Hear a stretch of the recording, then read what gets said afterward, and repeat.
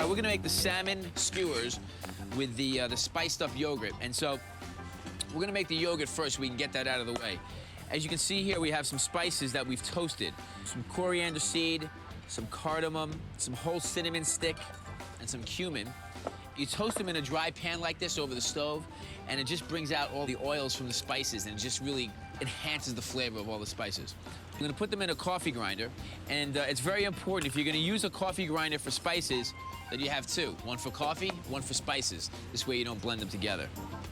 So we're gonna put the yogurt in this bowl.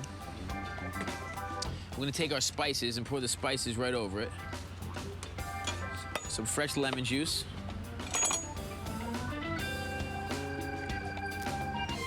Some salt and pepper.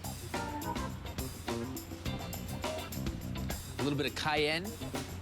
And I'm just gonna dice up an onion pretty finely. And this will actually give it a little more pungency, but also just a little bit of crunch in there.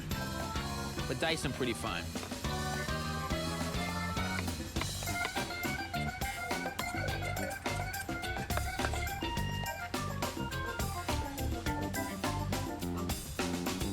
Okay, you just stir this up.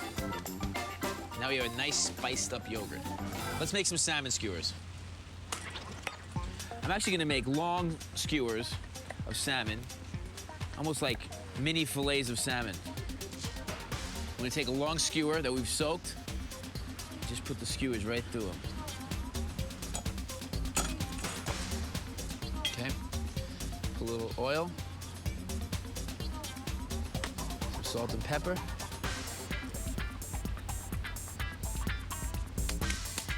Let's go to the grill. Okay, hot grill.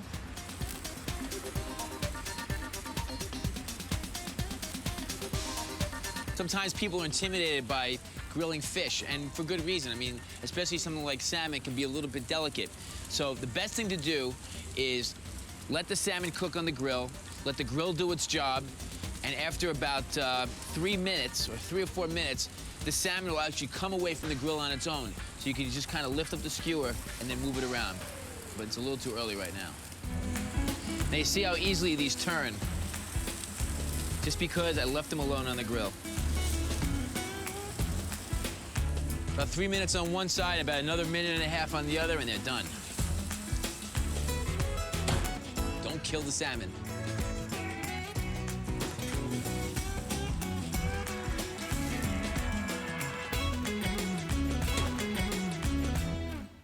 Okay, so now we're gonna plate this. Put the cracked wheat salad right in the middle of the bowl. Take our salmon skewers. And then a little bit of yogurt.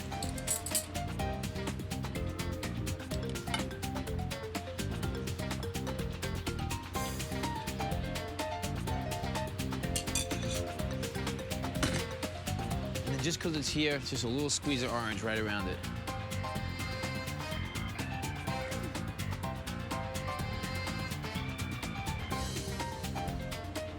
Grilled salmon skewers with a bulgur wheat salad and some spiced yogurt.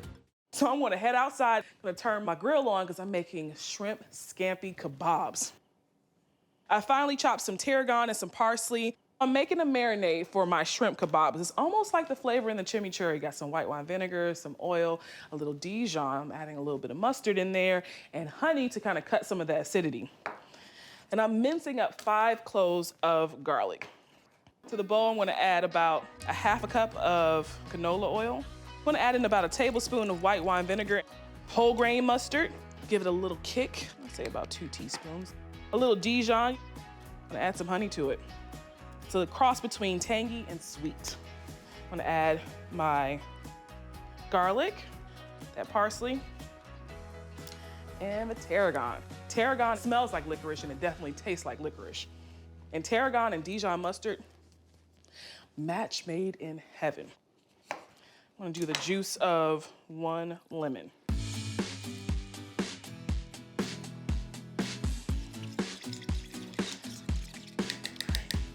I have a half a pound of shrimp that I have deveined and I left the tail on. I like leaving the tail on not only for a little bit of presentation on the skewer, but it also helps to keep the shrimp intact on the skewer. Give it a toss. All right, so I'm gonna let this set up in the fridge for about 30 minutes. So I've got my shrimp, remember? Yeah, it's been marinating in the fridge. So I'm gonna make my shrimp scampi kebabs. All right, so I've got 2 lemons here. I'm gonna cut them into half moon and wanna use it on my skewer. Shrimp and lemon go together hand in hand. I wanna chop up some parsley for garnish. Just give it a rough chop. So I've got my skewers here. I'm gonna go lemon first, fold it in half, thread it through like that.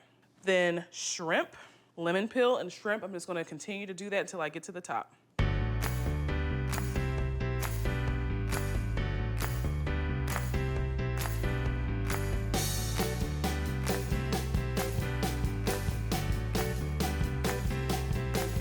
Everything looks great.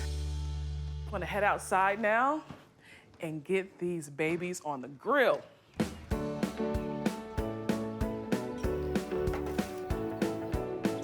My grill is nice and hot. You know, shrimp doesn't take long to cook. I've already sprayed it down with some nonstick so it's not gonna stick. I'm gonna let my shrimp cook for about 2 to 3 minutes on both sides until I get those pretty char marks. The grill's gonna give it a little smoky flavor. It's gonna provide some of that char that I love on shrimp. That's what I wanted, a nice char on that side. Goodness gracious, that smells incredible.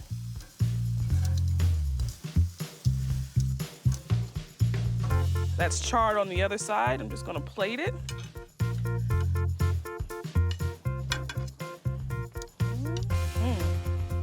I got some of my marinade, just poured on top. So it's a Seekh kebab corn dog. Miss Nashville herself, the one and only Maneet Chauhan, our TOC Season 2 champ.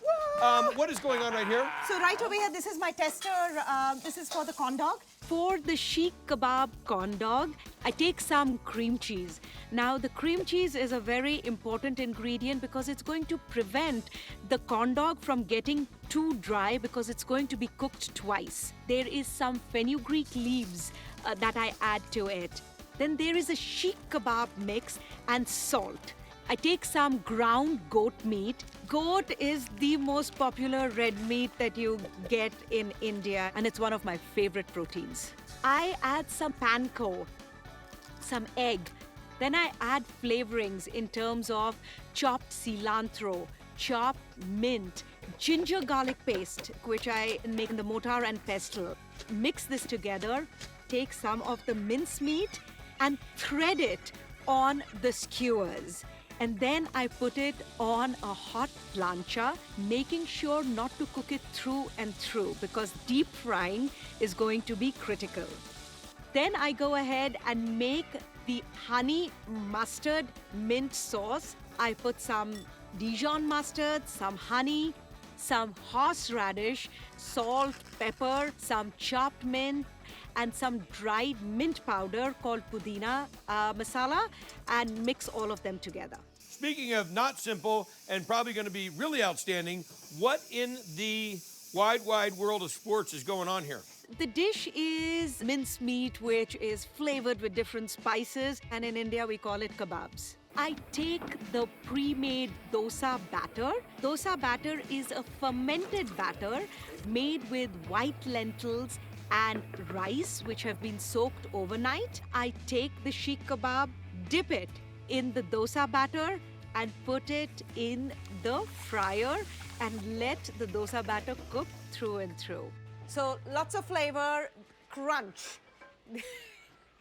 I love that.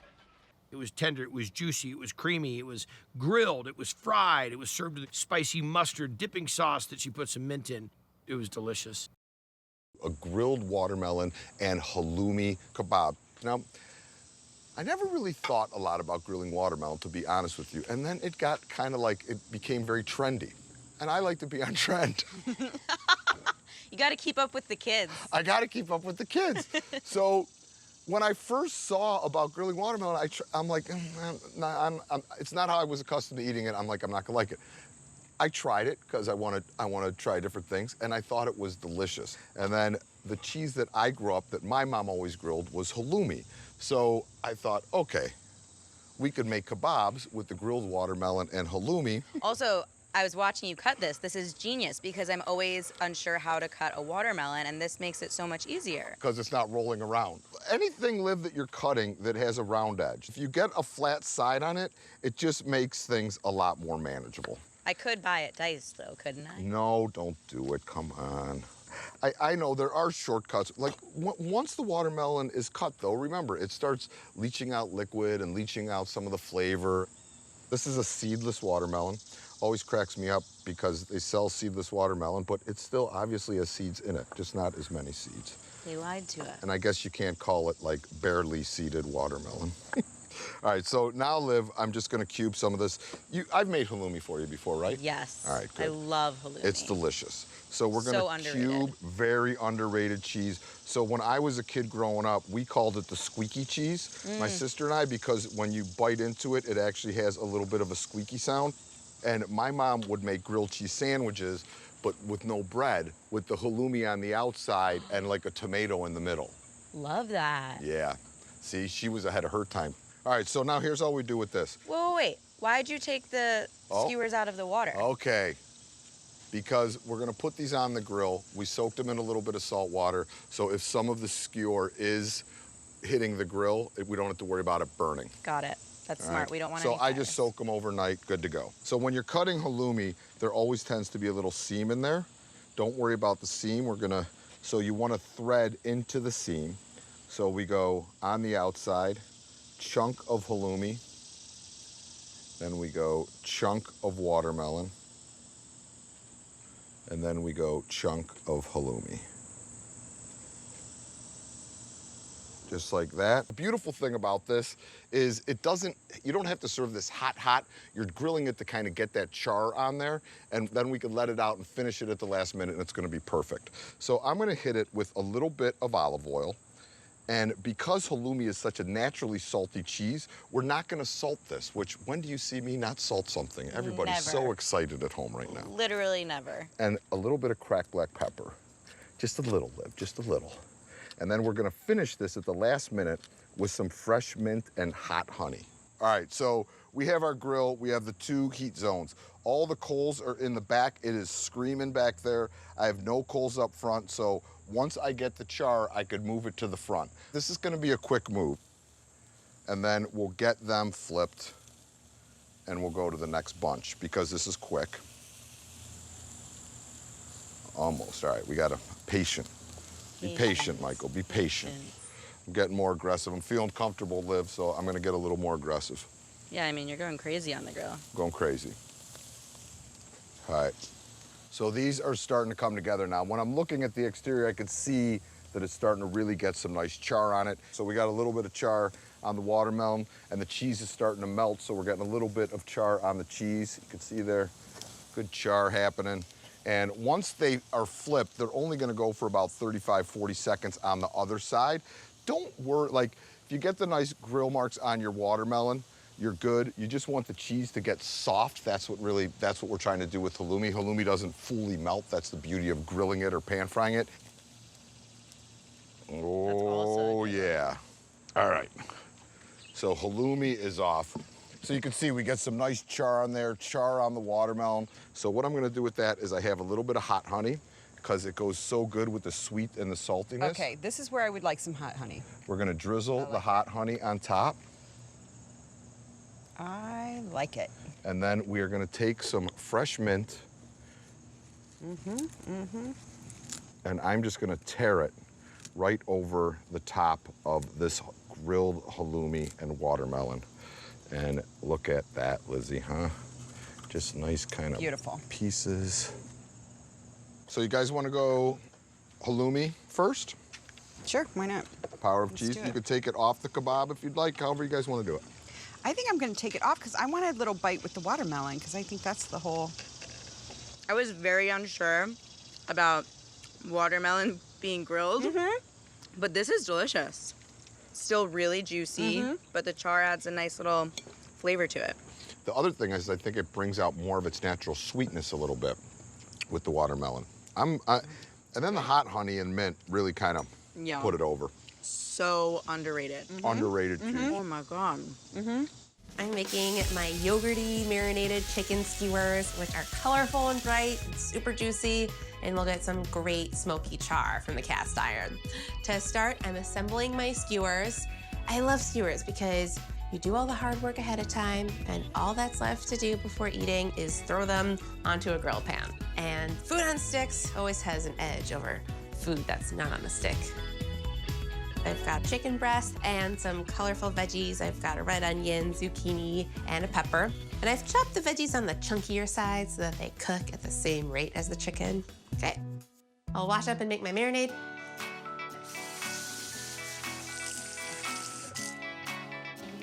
I always have Greek yogurt on hand. And it lends a great tanginess to the chicken, but it's also not so acidic that you have to worry about over marinating the meat and getting it chewy. I'll squeeze in the juice of a lemon, drizzle in some olive oil, a little bit of honey to balance out that lemon, and also it'll help get some color onto the skewers. I'll season with 1 teaspoon of salt and a teaspoon of cumin, and a 1/4 teaspoon of cayenne for heat. I'll chop up some garlic. This marinade is great because it'll serve double duty as the marinade and also as a finishing sauce. Just really tasty and bright and also creamy at the same time. What could be better? And lastly, some fresh parsley and mint. This is definitely a sunny chicken skewer. Okay, now I'll mix this up to combine. Okay, this is all mixed up and ready to go onto the skewers. First, I want to season the skewers with some salt to make sure they are thoroughly seasoned. I'll pour on most of my marinade, but I'll reserve about 1 cup of it to use later on after they've grilled. Okay, smush them around to get them evenly coated. One step closer to tastiness, I'll let these marinate for an hour in the fridge. Dinner's almost ready. I've got my Minnesota cold weather grill fired up. My chicken skewers have been bathing in yogurt and lemon and mint, and now they're ready to get a charred shell. They've come to room temperature, which is really important to promote even cooking throughout. We'll just get these on here. Ready for it.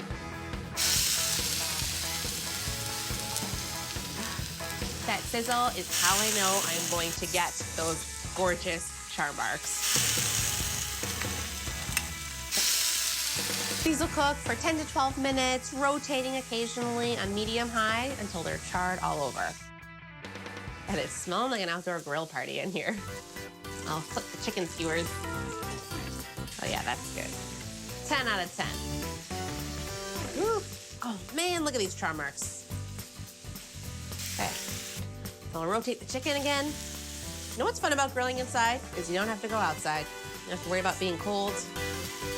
Now I'll plate up my chicken skewers. Check out the char on that. I'll pile these on. Oh yeah, I love the earthy colors of the zucchini and the onion.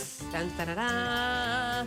Those are some stunning skewers. It's time to eat. I'm doing Jamaican grilled jerk chicken skewers. So I have a green bell pepper that I'm gonna put on the skewer with the pineapple and red onions that I've already diced. I'm gonna get started on that jerk marinade. A teaspoon of ginger, tablespoon of allspice, half a teaspoon of thyme. Dried thyme is a little bit more pungent than fresh thyme, so you wanna use a little less. 1 bay leaf, some cinnamon, fresh nutmeg. Jerk spice is really, really aromatic. It's spicy, it's a little citrusy, and when you add things like the soy sauce and the vinegar, it makes it a little, if that makes sense. It's spicy, and it's good. Distilled white vinegar, canola oil, juice of an orange, the juice of 1 lime, and the ingredients themselves just remind me of the Caribbean islands. You know, the orange, the lime, So I put about 2 tablespoons of soy sauce in here and 3 tablespoons of light brown sugar. Drop 2 garlic cloves, some scallion, pinch of salt, and last but not least, the heat, habanero. I'm gonna de-seed this pepper. I mean, if I put the entire thing in there, it's gonna be really, really spicy, and I don't wanna scare my girls away. Get it going. Wow. I have 2 pounds of boneless, skinless chicken breast that I've cut. Pour that marinade right on top. So I'm gonna let this marinate for about an hour. There's no really real instructions on how to make a skewer. It's like whatever you want to do. They don't have to match, just as long as they're cute and they're on the skewer. Vegetable first, meat next, fruit, onion, and then back to green pepper. So I've created a little pattern here. I have pepper, chicken, pineapple, onion. And I'm gonna keep doing that till I get almost to the end, and I'm gonna start another skewer.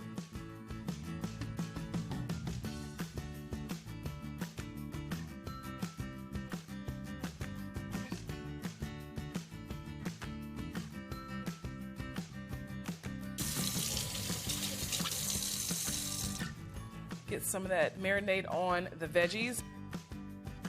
Sprinkle a little bit more salt on top. These are done. It's time to get that grill fired up.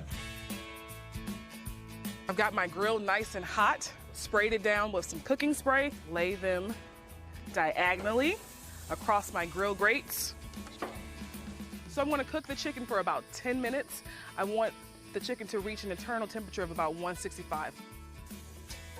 Those look great. The yellow, the pineapple, the char on the chicken is gorgeous. Look at that. Fried cheese on a stick. So I'm gonna make a batter to dip the cheese in before I fry. So what better thing to use than pancake mix? So it's pancake mix, and I'm gonna add a cup of yellow cornmeal, and it's 2 cups of pancake mix. A little bit of salt, and I'll stir this together, and I'll pour in about 3 cups of cold water and stir as it goes. But I mean, whether you're frying like chocolate sandwich cookies or cheese or hot dogs and making corn dogs, this is such a great batter to use. All right, I got that mixed together. So I have a beaten egg, and it goes in last. All right, that is totally mixed together. So, are you ready to see some cheese on a stick being fried? Yeah. Yes. All right, so I stuck a wooden skewer all the way through to the very end, just so the cheese has plenty of structure. And I'm actually gonna check the temperature of, it's looking good. Boy, we could make all sorts of things with this batter. We could make like funnel cakes with it. So I'm gonna dip and just get as much batter on the cheese as possible, and I'm gonna bring the bowl over because this needs to go straight into the oil immediately. And the stick goes in and everything.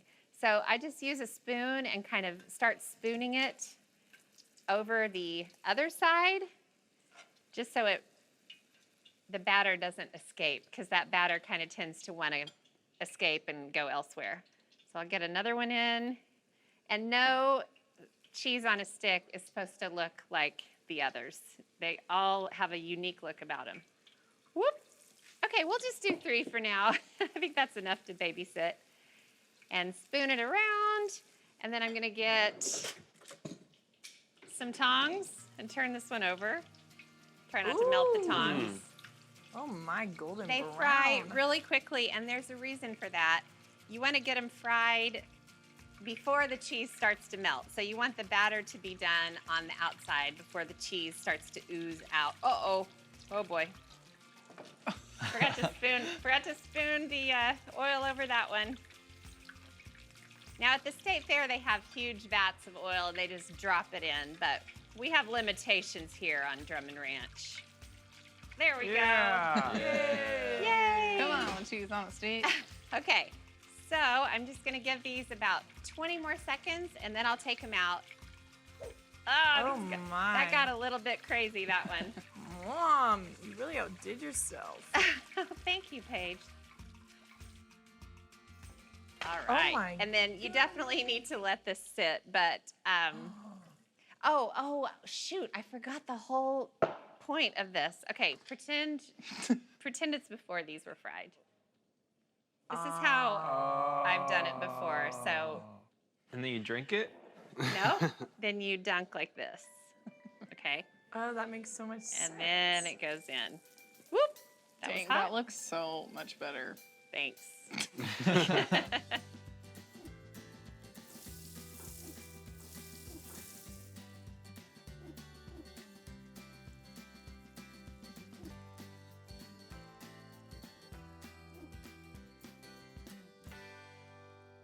All right, I have a little dish, and what better thing to serve with fried mozzarella than marinara sauce?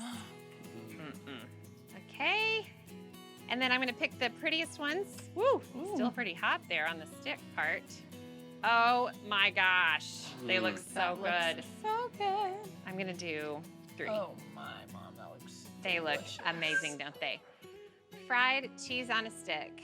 I mean, sometimes they look a little prettier at the state fair, but I'll bet these taste every bit as good. There's really only one way we can know for sure. Oh my Let me see. goodness. That is good. Is it good? Good. We're gonna make some beef skewers. We have a fillet of beef here. We're gonna skewer them, but first, let's make the glaze, okay? Or the sort of the thing that we're gonna brush on it. All right, so we're gonna start with some soy sauce,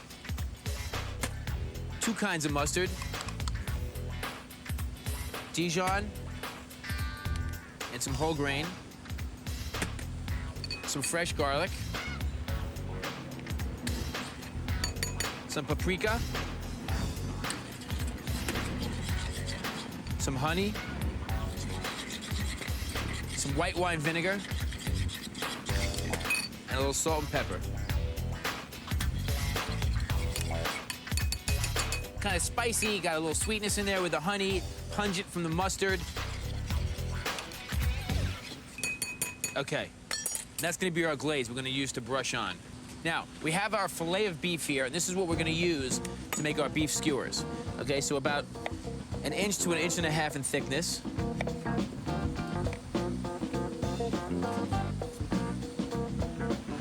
And then cut it in half. And we're gonna use our skewers again, the ones that we waterlogged. And then I'm putting 2 skewers for each one so that it stays nice and flat.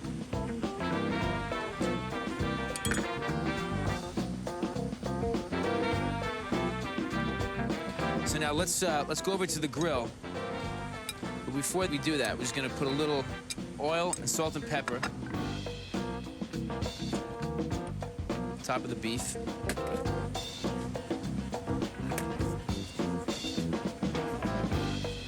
Okay, we got our glaze. And our beef skewers. Let's go. Woo. Nice and hot.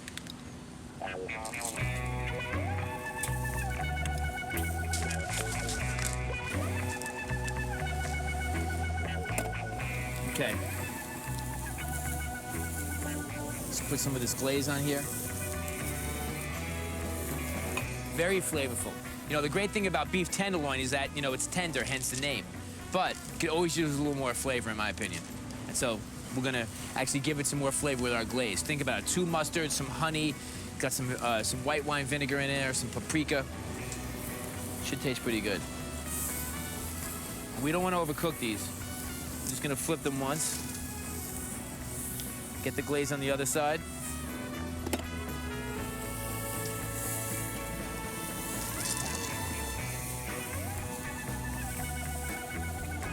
I mean, these go really quickly. You just want to sort of give it a nice crustiness from the glaze.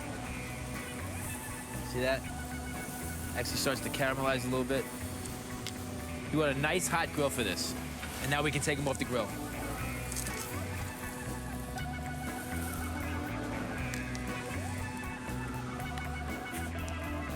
They look great, look at that. Nice and caramelized from the honey, well flavored. And not overcooked.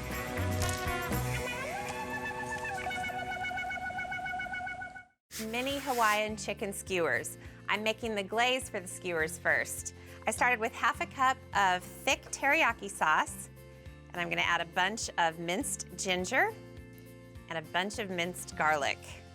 Now this glaze has some other good stuff going on. A tablespoon of brown sugar, and for spice, about half a teaspoon of crushed red pepper flakes.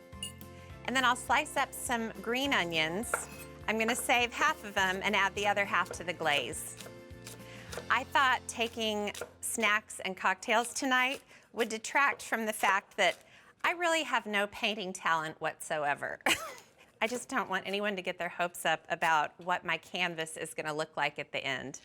Okay, I'll add half of these to the glaze, and I'm gonna hold back the rest for garnish later. And then I'm gonna slice a lime in half and squeeze in the juice, and then a little dash of salt, and then I'll just stir this up. We also have cookie classes at the Merc. It's really been fun to add these classes. The cookie class is pretty fun because everybody goes home with the cookies that they make. All right, this glaze looks marvelous. It's so thick, so much going on. So I'm gonna leave that and I'll build the skewers. I thought it'd be cute to do little bitty skewers, and I've got cut up chicken breast. I'll start with a piece. And then I've also got chunks of red bell pepper and a chunk of canned pineapple. Doesn't get any easier than that. And then I'll repeat this one more time with chicken, pepper, and pineapple. You can do green bell pepper, any kind of veggie that you want. It's really perfect for a casual party. All right, I'm gonna keep going with these. It's gonna make about 30 skewers. Now I'm seasoning the skewers first with a little salt and pepper. My marginal art talent aside, I'm really looking forward to tonight. It is gonna be fun. The first thing I'm gonna do is pour off some of the glaze. I'm gonna brush part of it on the uncooked chicken and part of it on the cooked chicken, so I don't wanna mix those up. And now I will brush the skewers on one side with this sticky, luscious glaze. So good. We've been so busy at the Merc that when we first started talking about doing the cookie and painting classes, I was afraid everybody would say, "Are you kidding?" But they all just totally jumped right in. All right, the first side is glazed. So now I'm gonna cook these babies.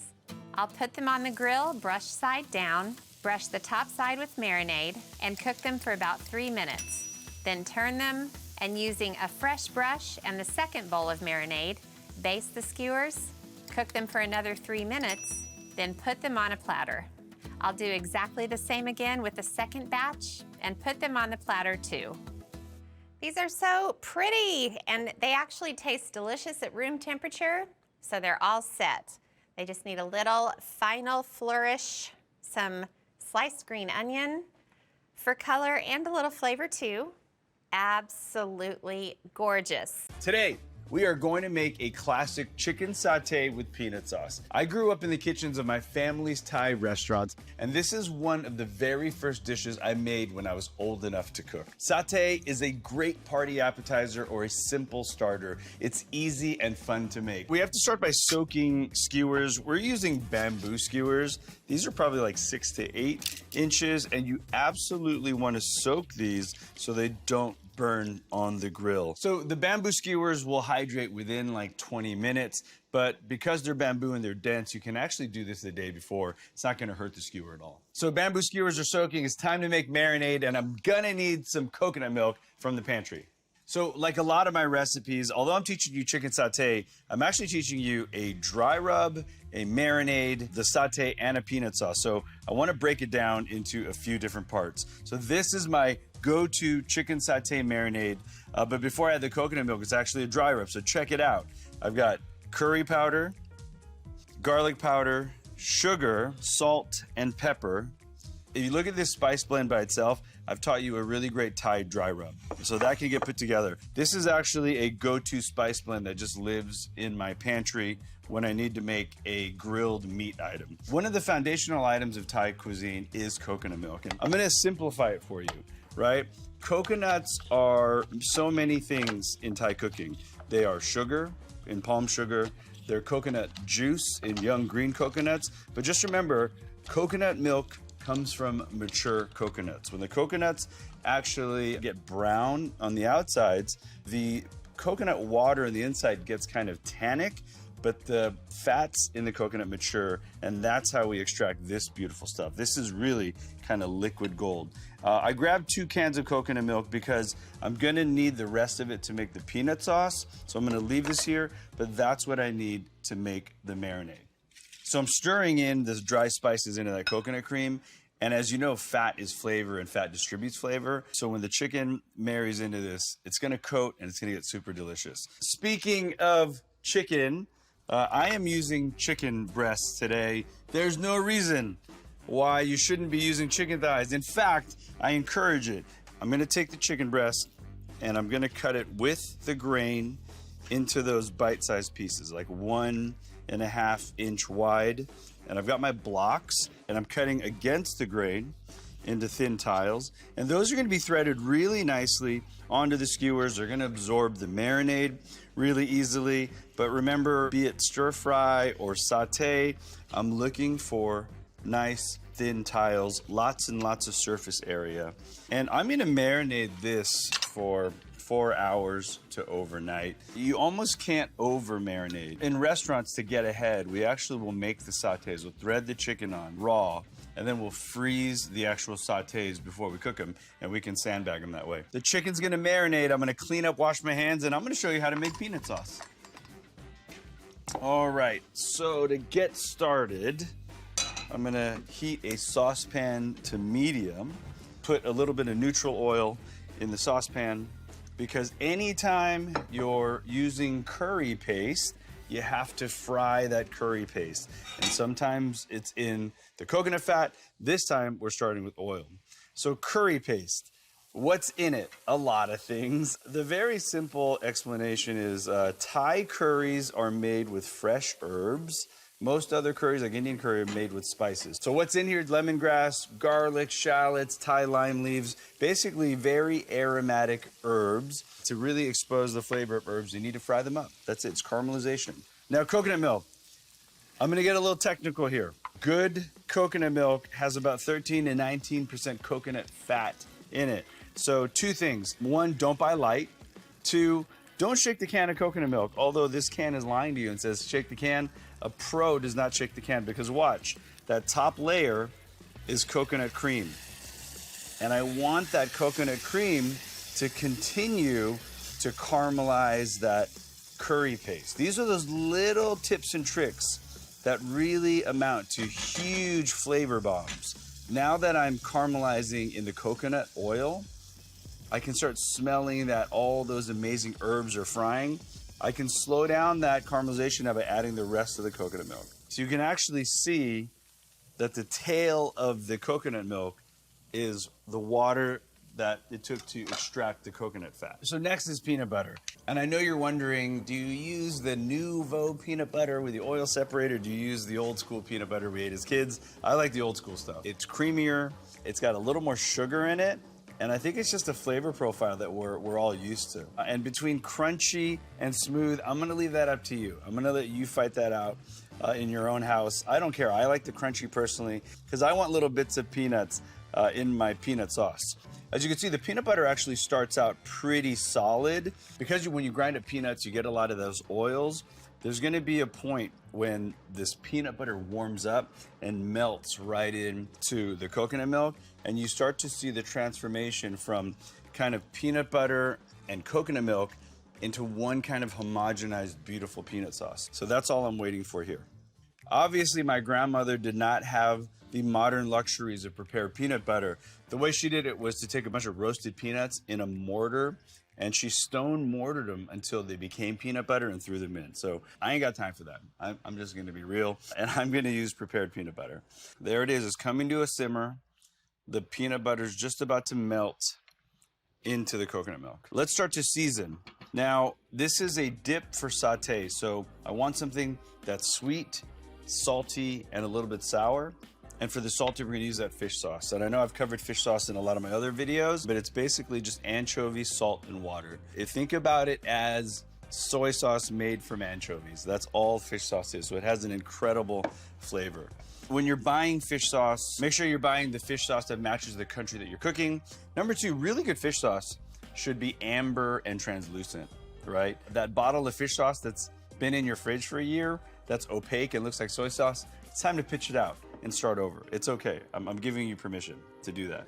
So there you go. Once it becomes a beautiful homogenized sauce, once it coats the back of a spoon, that's delicious. That means it will coat sauté perfectly. Peanut sauce is done. It's time to start setting up for our sautés. So the chicken has marinated. It looks gorgeous here, by the way. So what I like to do is kind of visualize how much protein to actual skewer. So I actually hold them where I want the protein to stop. And I'm very just simply going to flatten them out. Find the surface area, the thin flat piece, and I'm just gonna weave right into that point until I hit that point in my thumb where I want that skewer to stop. Another thing I like to do is I actually make lamb chops in the style of sauté, so the marinade, the peanut sauce. So it's a really versatile recipe. I'm really kind of teaching you 3 or 4 different recipes in one. So yeah, that's what I'm talking about right there. I think that looks like a good size for an appetizer. And of course, I'm not mad at chicken thigh. I think the thigh is gonna give you a lot more of a moist bite. I like a little bit of fat on the protein. Personally, if you're using pork, pork loin, pork shoulder is the way to go. If you're using beef, I would probably go to the steak cuts. And if you're plant-based, very firm tofu and water would make phenomenal sautés. And the only adjustment to the recipe for plant-based, in the peanut sauce, instead of using fish sauce, just switch over to either a soy sauce or an amino acid sauce, and you basically have a plant-based sauté. There you go. So I am looking at both sides, making sure I don't have any bamboo poking through. That looks good to me. All right, it's time to cook. Sautés are skewered. Time for the don't burn the bamboo skewer hack. You're gonna need 2 things for clean cooking sauté. Number 1 is a piece of foil. I am obviously using a grill pan, but the same hack works for an outdoor charcoal grill. You want the foil the width of your grill grate. In this case, I don't want it that wide. And I need it the height of at least that bare part of the skewer. And I'm just gonna apply it down on the grill, okay? Second part of this perfect sauté on the grill is oiling the actual grill. And because, again, I have a grill pan, I could use a little paper towel and some oil. On a outdoor grill, you could use a tong and a little bit of a paper towel, or what I call the sacrificial grilling season towel. So either way works. That also has told me that the grill is hot because I see the oil just smoking lightly. And I'm just gonna lay the sautés on there with that little bit of foil protection. And that way I'm not picking up pieces of sauté that have burnt skewers. And because these are so thin, be it on a grill pan or a charcoal grill, medium heat, meaning if I put my hand at the height of the meat, I should be able to hold it there for about 5 or 6 seconds before I go, whoa, that's a little hot. So resist the urge to peek and flip this thing over 20,000 times, all right? You want to establish a really beautiful grill mark, at least on one side. And the way to know is I'm always looking up the side of the protein. But until I start seeing at least 1 or 2 millimeters of char on the side, I'm not gonna touch the sauté. Sauté, like so many Thai dishes you think are Thai, are kind of fusion dishes. Sautés come with the spice routes, and they actually originate from Middle Eastern kebabs. I do see some cook above the sides here. I know I can start messing with it, and to get that beautiful grill mark, don't just go and lift. Give it a little wiggle, and once you feel it give, now it's time to turn it over. Look at that. Perfect. So same thing, I'm gonna kind of push back and forth. Once it releases, I'll turn it over. Perfect sauté. So remember, these chicken pieces are so thin, they're gonna cook up really quickly. So about 2 minutes on each side is perfect. Any longer, and it's gonna dry out.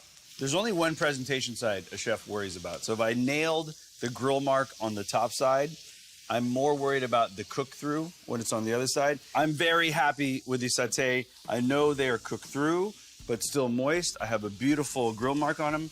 I'm going to go ahead and plate these and allow them to rest for a few minutes before I serve them.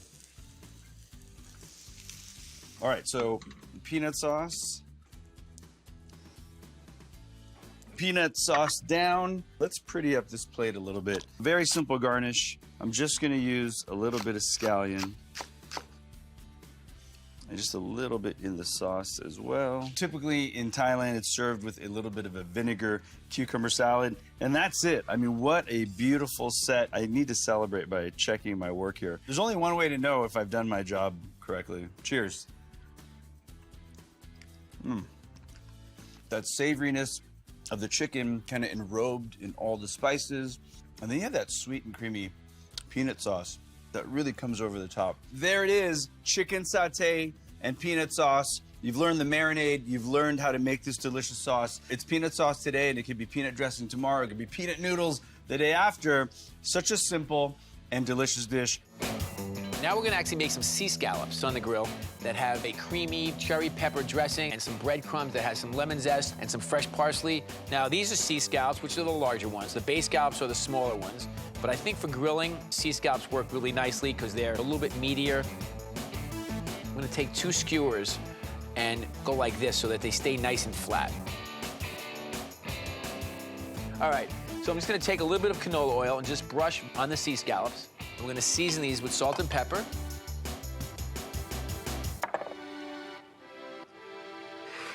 We're gonna go to our grill.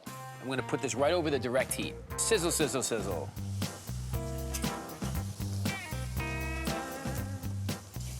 So while our sea scallops are cooking, we can start to make our dressing. Take a little bit of mayonnaise and then a little bit of mustard. And I'm going to use these cherry peppers where they're sort of a little acidic, a little bit spicy, which I just love.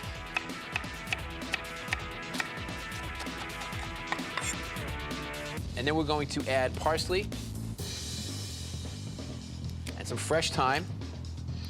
We're gonna use some lemon juice. Now, I'm gonna use some zest for our breadcrumbs. So I'm gonna take the zest out right now because I'm gonna use the juice of the lemon for the vinaigrette. Let's see our sea scallops. That's what I'm talking about, right there. Just gorgeous.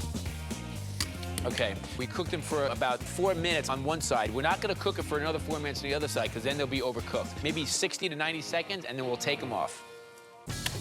So now we can finish up our dressing. About 3 cloves of garlic, some red wine vinegar, some fresh lemon juice. I'm gonna blend this up.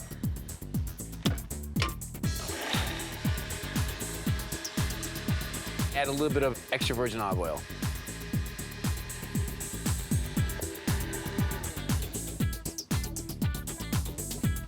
All right, so now what we're going to do is we're going to toast the breadcrumbs with a little bit of olive oil right in this cast iron pan. I'm just going to let these dry out for a minute. I'm going to chop up some parsley. They're going to go in the breadcrumbs too, so it's going to be the parsley and our lemon zest. Okay. This is what we want to see. Some toasted breadcrumbs, and we're ready to eat. Take the lemon zest and the parsley, and as soon as the heat hits that lemon zest, you can smell the aroma from the lemon. That's it, we're ready to go. It's like a creamy dressing of the cherry peppers, red wine vinegar, some lemon juice, parsley, and then we're gonna take gorgeous breadcrumbs here. It's just gonna add so much texture.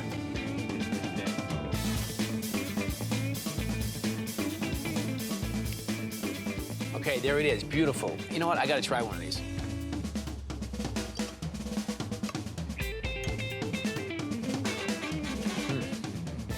So much incredible flavor, those are ridiculous.